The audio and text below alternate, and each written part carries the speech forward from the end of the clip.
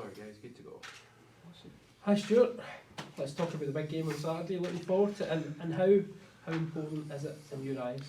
Yeah, it's going to be a magnificent occasion. I think I heard that we thought the stadium sold out today, which the way this season's been for the fans so far, it's not been a surprise. The fans have been absolutely outstanding. I think it'll be a spectacle, that's for sure. I think both teams deserve to sort of have this build-up because both teams are at the top of the table at the moment, and yeah, I'm really looking forward to the game. I think it should be a really good game. Do you think there's a wee bit of expectation on Hearts perhaps now going into this one, which is unusual facing Celtic? You say unusual. I don't think in the history of Hearts at Tynecastle they've ever went into a game at home and not expected to get a result out of the game. I think obviously there's a lot of talk around what's happening in the league and stuff just now, but at the end of the day it's another league game. It's a game against the league champions who are in the last sort of how many years have proved they're by far the biggest team, the best team in the country on results, and we got into that game knowing that we have to be at our very best, which thankfully we have been for most of the season, and if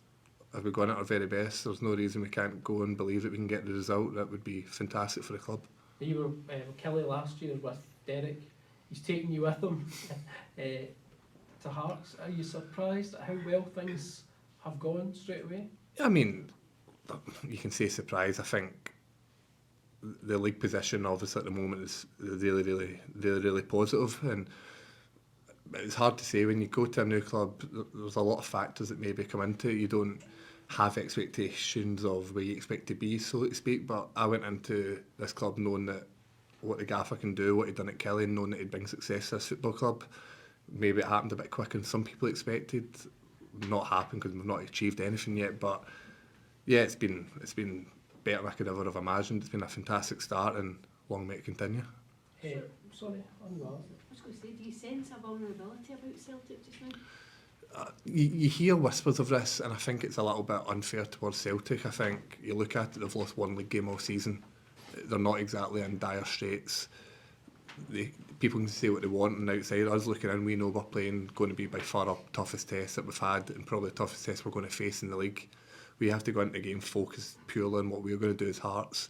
There's a lot of outside noises, there always is around in the Old Firm, whether it's good or bad. We need to just make sure that we focus on what we've been doing. We've been doing everything right, and hopefully if we execute our game plan we can get the result. But to say that Celtic are vulnerable, I think is a bit unfair because they've dropped points in 3 games this season. It's not exactly a disaster, and if we were in the same position people would be saying it's a fantastic start. So we understand that Celtic are still going to be a fantastic challenge for us, and we have to make sure we're at our very, very top to try and get the result that we want to get out of the game. When you see scenes like at Dens Park and they're disrupting the game, they throwing balls onto the pitch and you see the reaction at full time, can you guys capitalise on that unrest within their support and just maybe capitalise on the atmosphere that will be here? No, I think the thing we can capitalise is the fact we're going to have a packed out Tynecastle supporting us the way that they have. I think I'd rather focus on the 4,000 Hearts fans that were at the away end at Rugby Park. Probably the first time I've seen that stand sold out apart from the Old Firm. As I said, there's a lot of outside noise that surround the Old Firm. There's always going to be, whether it's good or bad. We're here at the other side of the country, the other city, and we have to make sure we do what we can do best. I want the focus from our sort of point to be how well we've done and how well we can continue to do if we keep putting in the performances that we have. And as I said, you can say there's unrest, you can say what you like. At the end of the day, we're going to be playing against a top side on Sunday. And for us to get the result, we have to make sure that we stick to what we've been doing and win the battle that we've got with ourselves. Such a focus on Braga's been played, there's a couple of goals, Casey Reid, Shankland. You guys at the back have got 4 clean sheets in a row. What's that defence like as the way you gel as a unit? Yeah, I think it helps that we've been able to, because of the results that we've had the not the luxury, but we've been able to build the partnerships because there's not been much change in the side. I think it always helps. I think the last 4 games that I've played with Halks, obviously one side of me, Kingsley the other side, you get to grow these sort of relationships, and I think the more that you play, the more that you get success in these partnerships, the more they're going to continue to flourish. And we've had, as you said, 4 clean sheets, but there's a very good way to test how well we've been doing together. If we can get that 5th one against probably one of the most potent attacks you're going to get in the SPL. So no, I think you say that when you look at Cammy in front of us, Ben in front of us, the work that Bragg and Shanks putting up the top, Harry, obviously playing at right midfield, he putting in the defensive effort as well. It's a defensive unit and we've all been part of it. Alex coming in as well helped us, I think. It's easy to see all the defenders have been doing well that way, or the attacks have been doing well that way. I think the cohesion of the 11 that we've had for the last 4 or 5 games has been a testament to itself, and I think that's what we have to sort of draw motivation from. When Alex, he's come in and been part of these as well, what's it like having to adapt to a new goalie in that way? And it's something I've seen said a lot over the last wee bit, is that people aren't really sure what he's capable of because he's had to face so few shots. Yeah, obviously Alex has came in and he comes in with the sort of pedigree of being a regular in the Bundesliga for over the past decade. You know what you're doing if you've played at that level for so many games. Yeah, it's quite a nice feeling that he's not had crazy amounts to do, but what he's had to do, he's done it well. There's a save against Rangers in the first half that if he doesn't make that, you go 1-0 down and it can be a whole different sort of scenario. So he has had moments where he's shown what he can do as a goalkeeper, and that can only bring sort of confidence for like me, Halks, Kingsley and Ocean in front of him. There's a perception from the outside that if Hearts are to maintain this challenge, they'll start to feel the pressure eventually.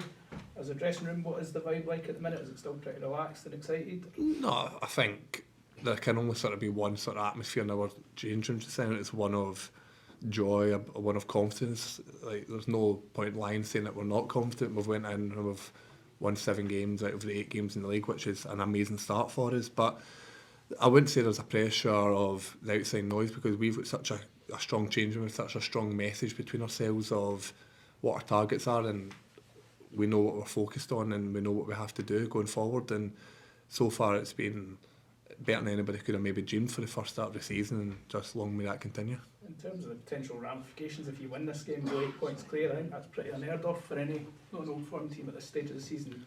Does this feel like one of the biggest games you've been involved in, certainly in Scotland? I think any time you play any of the Old Firm, there's a little bit added edge to it. Yeah, of course, I'm not going to lie and say I don't know what the league table looks like. Of course I know what it looks like, and of course I know we can go 8 points clear, but you can go 8 points clear after 9 games of football. There's another 29 games to go after it. There's a long, long way to go for anything. We're not thinking about anything other than trying to get a massive scalp, which is beating Celtic at home on Sunday. You win that, and then you look forward to a really, really tough game against St Mirren 3 days later. Like, the fans can think what they want, the fans can enjoy it, and they can dream everything. We're in the change room focusing the next game in front of us, and hopefully, as I said, all that we care about just now is there's a big game at Tynecastle against Celtic that we really, really want to win.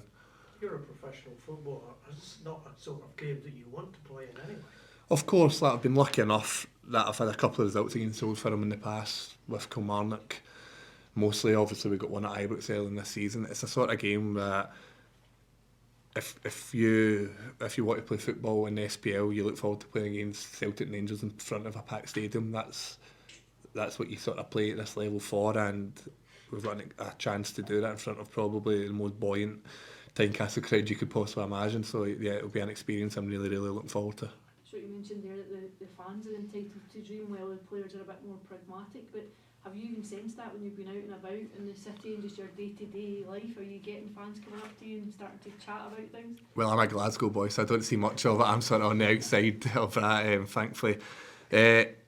Listen, you see what it means to the fans and the crowd, like, to win the games that we have, to be where we are in the league. The fans turn out in their numbers, win, lose or draw, but when it's winning, they deserve to enjoy it, they deserve to have a little bit of fun with it, and obviously I want it to continue as long as possible for them. But as I said, we focus on the game in front of us, we focus on every challenge separately, and as I said, this weekend is going to be the biggest challenge of them all so far, and we have to just find a way to make sure we navigate that. And as I said, I want to send the fans home happy the way we have so far this season. Thank you.